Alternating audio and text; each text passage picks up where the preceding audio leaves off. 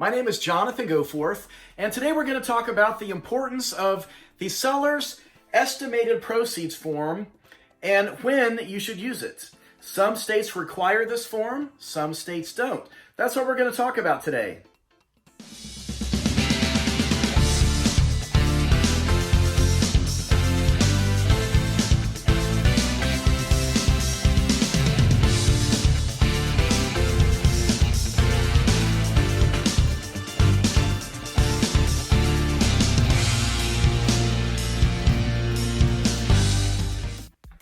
The seller's estimated proceeds form is an interesting form because some states require that you fill it out, that you have it signed, and that it's in your file.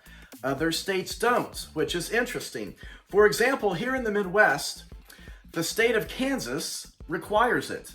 It requires that the seller's estimated proceeds form is filled out on your listing, and it's also required that you do the buyer's estimated form for your buyers. And it must be filled out, must be signed, has to be in your file. It's a required document in Kansas. But in Missouri doesn't care. Missouri does not say you need it. It's not required.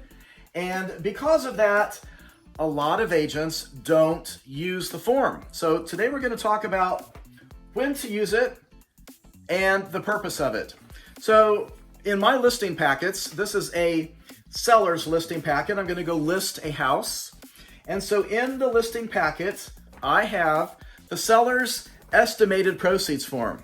It's automatically in my packets, whether it's on paper, printed out to take with me, or it's online and I'm going to send it to them for e-signing. There are multiple purposes of this document. I think personally it should be required in every state because, in my opinion, of all the documents here to list a house, it's really the most important form. The seller, your seller on listing their home, needs to know how much cash do you think they're going to walk away with. You need to talk about their loan balance and what the different fees are. So whether this form is required in your state or not, I believe everyone should always fill it out on your listings. The big reason why your sellers are going to have to make some decisions based on how much cash they're going to get. Sometimes it doesn't really matter to them what it actually sells for. The question in their mind, how much cash are they going to get after everything's paid off? And this is going to walk you through some information that they might not realize they're going to need to be paid off at closing. So the very top line on ours here in the Midwest is their loan balance. You would assume they only have one loan, but some people will say, well, I do have the main mortgage, but I also have a home equity loan. And they might not realize that needs to be paid off at closing also. So they really need to estimate what these are.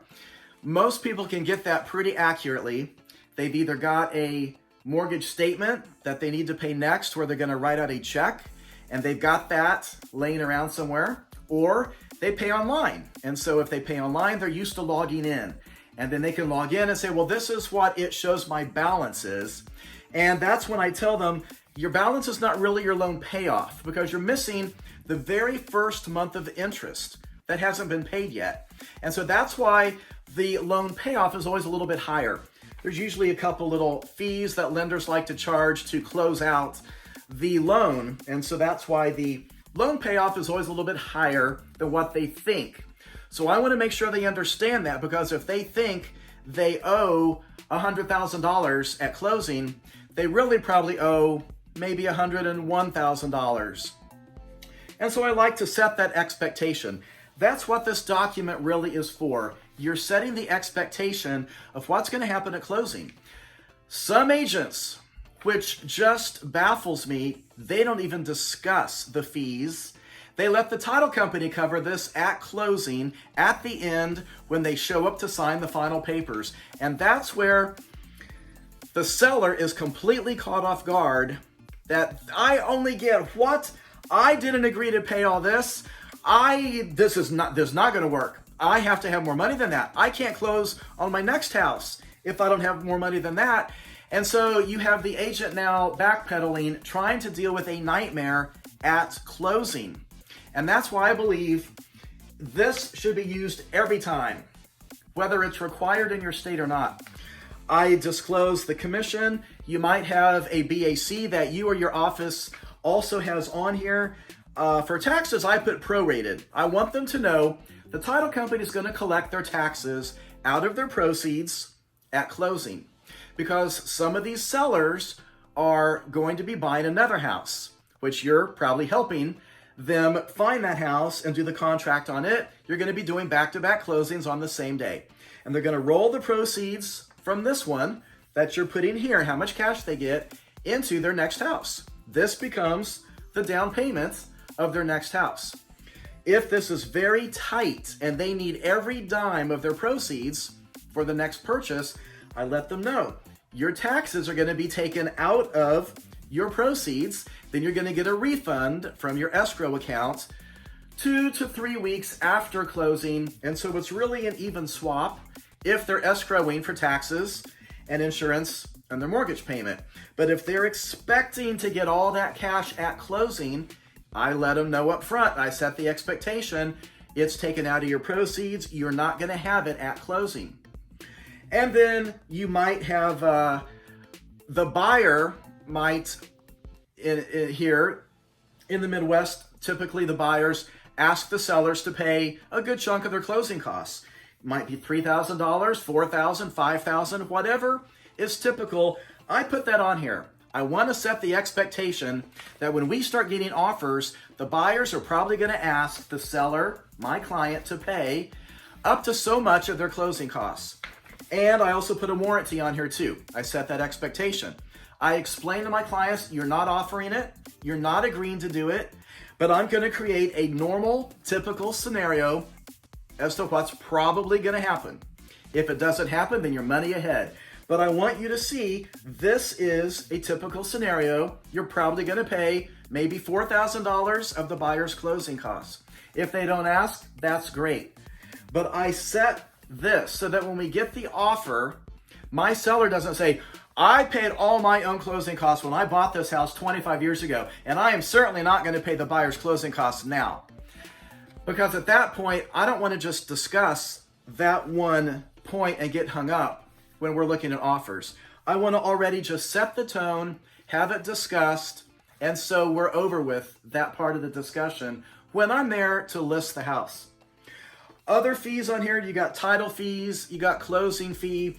Your state might have a closing protection letter. We do in Missouri. We don't in Kansas. So it's interesting the differences between states. And I try to be fairly accurate with this. I want to make sure I set a tone so that when we get to closing, there are no surprises at all. I don't like drama at closing. I don't want any surprises. I want everyone to know here's what's happening. And then when I get an offer, I go through this again. And I have them sign another one with the offer based on this exact offer that we're signing now. This is the new estimate, and this is about how much cash you'll get. Now, it's an estimate, but I'm pretty accurate.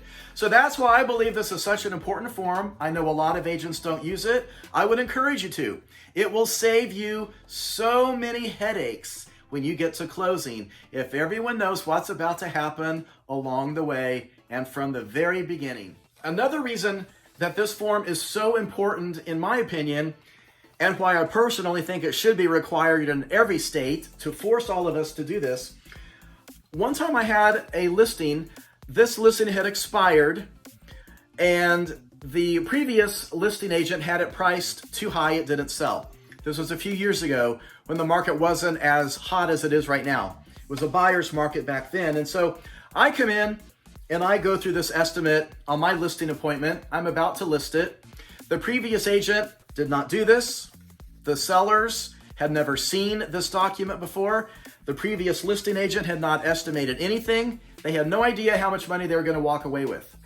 So in the course of our conversation, I do ask them for the balance of their primary mortgage. I ask him, do you have any other loans? He said, yeah, we do. We have a home equity loan. And so I got that balance. Well, in my head, as I'm just glancing at these two numbers, in my head, I'm thinking These are so big, I think they're upside down. And so as I figure this out, I put the commission, I estimate the title fees, closing fees, I get down here, and based on those two loans, they're gonna owe about $6,000 at closing. They are upside down in this house. Did they know that? No. They had no idea. When they look at the factor in the commission and these other fees, they were hoping to walk away with about $10,000.